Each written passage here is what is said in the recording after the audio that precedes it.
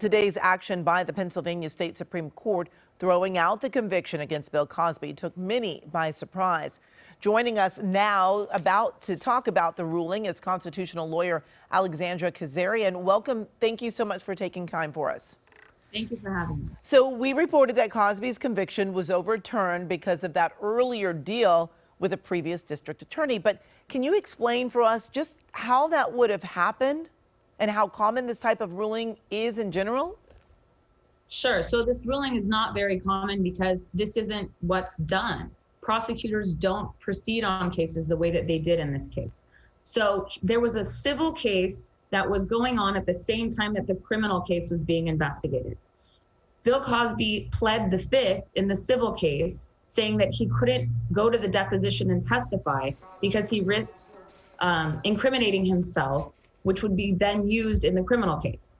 So the prosecutor actually made a deal so that the civil case could go forward. The prosecutor said, I will agree to drop the criminal case to release him from his Fifth Amendment right not to testify so that you can take his deposition in the civil case.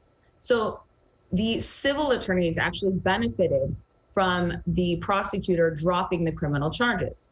So once the criminal charges were lifted, he didn't have the right anymore to say, I take the fifth, because there was no fear of him incriminating himself.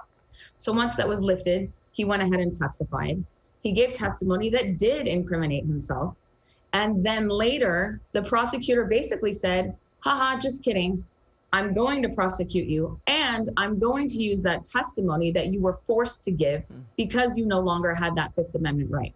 So they used that testimony against him in the criminal case, along with testimony from other witnesses, women whose cases were not prosecuted, but they were allowed in as character evidence. And the Supreme Court said both instances, his testimony going forward with the prosecution and allowing these women to bring in their allegations that were not charged in this case, it was all unethical and it was all basically against the rules of prosecution.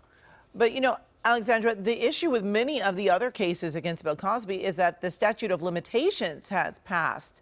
But does he still face some civil cases? You know, it depends. Each jurisdiction has different statutes of limitations. There have been new laws specifically because of this case that have extended the statute of limitations. So on a case-by-case basis, I guess each one of those women will have to investigate whether they have the right to bring civil action now. But as far as criminal charges, the Supreme Court has said nothing that is pertaining to this particular allegation can be rebrought.